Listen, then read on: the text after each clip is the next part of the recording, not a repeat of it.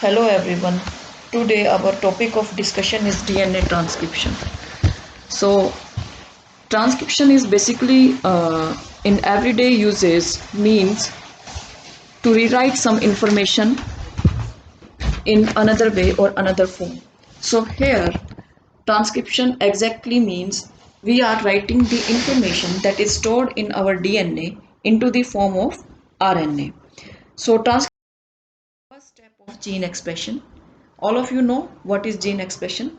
Gene expression basically means the process by which a gene produce its functional product. That is called gene expression. And most often these gene products are proteins. So gene expression is another term that is also called as central dogma. It is composed of two steps. One is transcription and another one is second one is translation. So transcription is the first step of the gene expression, where DNA is used as template for the synthesis of RNA. Right. Now all of you know that DNA is double stranded, so there will be two strands of the DNA, but while RNA is synthesized, it will be synthesized from only one strand of the DNA, and the strand that is used for the synthesis of the RNA, that strand is called as template DNA strand, non-coding strand, or sense strand, and the other strand, that is second strand, is called as non-template coding strand or nonsense strand. As the non-template or nonsense strand means it is not acting as the template for the synthesis of the RNA molecule or messenger RNA molecule. But why we are calling it the coding strand? We are calling it the coding strand because it the nucleotide sequence that is present in this sequence, they are exactly identical to the nucleotide sequences of the newly synthesized mRNA, except in place of thymidine there is uridine. Only this difference is there, otherwise the coding strand of the DNA is identical to the RNA.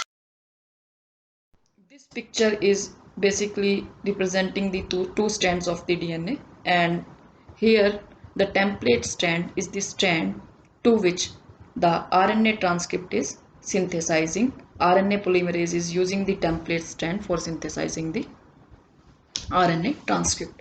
So here the nucleotide sequence of RNA transcript are complementary to the template strand, while they are exactly identical to the nucleotide sequence of the coding strand. Okay, so this is clear what is coding strand and what is template. Now come to the next slide. If we talk about the steps in the transcription process, so in general terms, the steps in the transcription process can be divided into two. In first step, the DNA is transcribed into the pre-mRNA.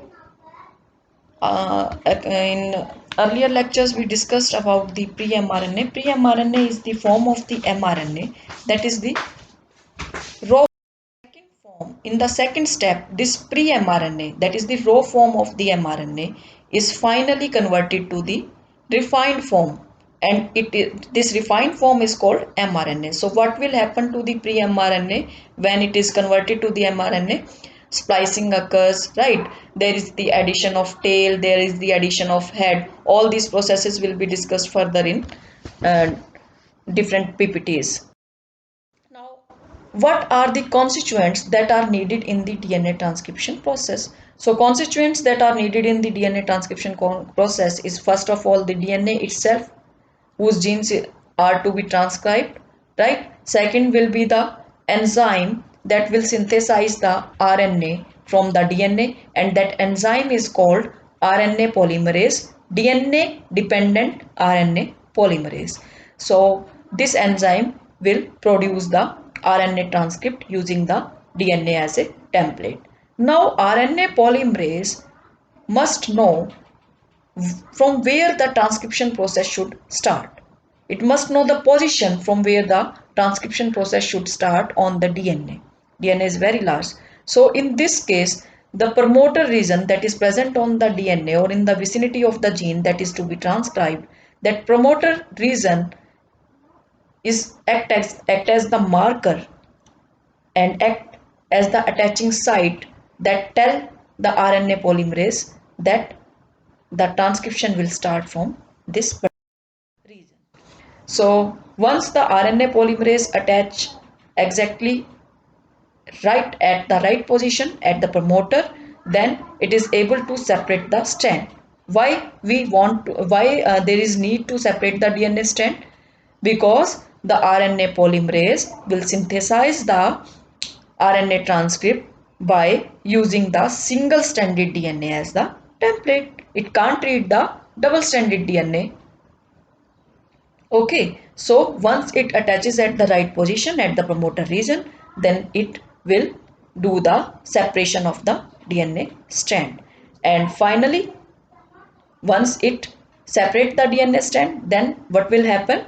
It will add the ribonucleotides in 5' to 3' direction and synthesize the RNA transcript.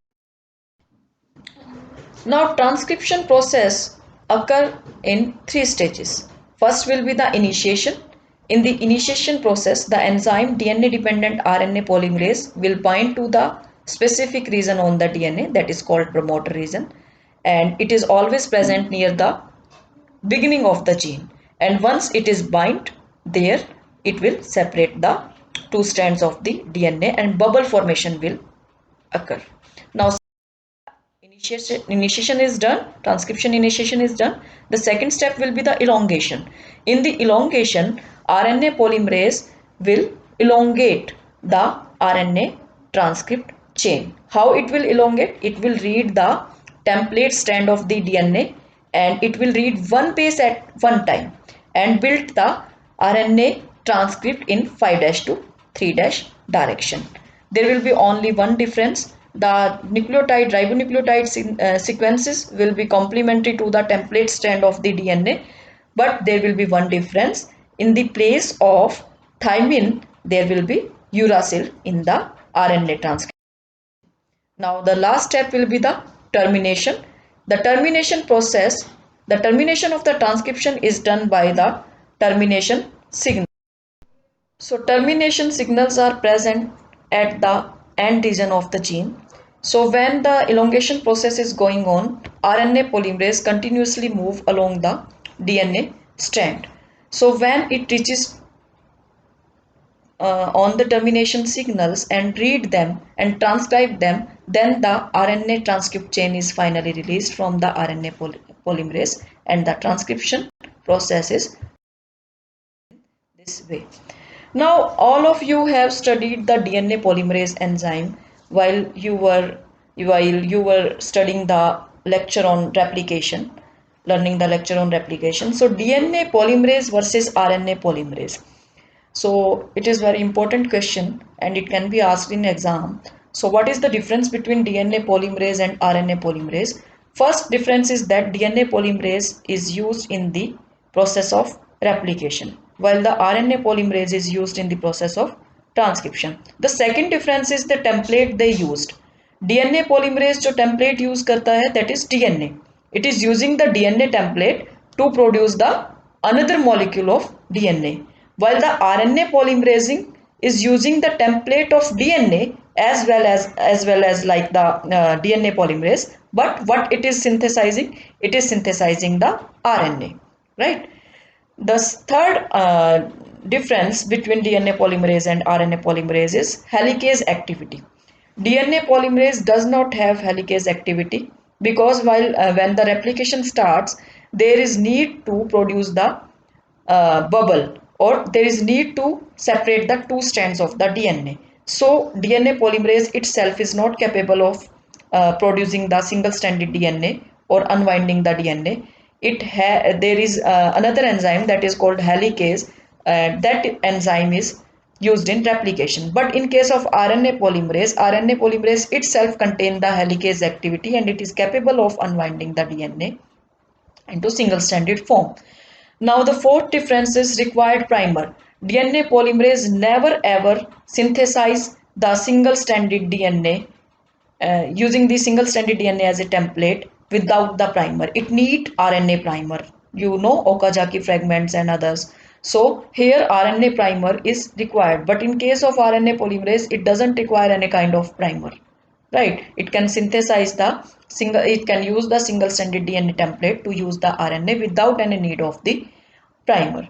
Now the fourth difference is required substrate. So required substrate, there is only one difference in DNA: deoxyadenosine, deoxycytosine, and deoxyguanine and deoxythymine.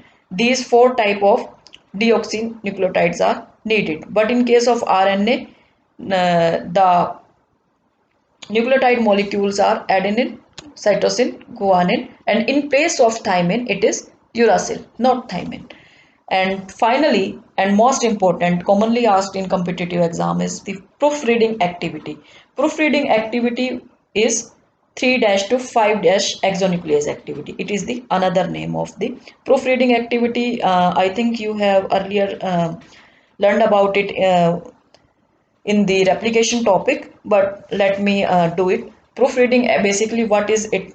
When the replication process occur, so DNA polymerase has this proofreading activity so that it can check that whether the nucleotides that are added in the newly synthesized DNA strand, they are in the correct manner or not. So DNA polymerase have this proofreading activity, that is 3 to 5 exonuclease activity, while the RNA polymerase doesn't have this type of proofreading activity. So these are the differences between the DNA polymerase and RNA polymerase. Thank you so much.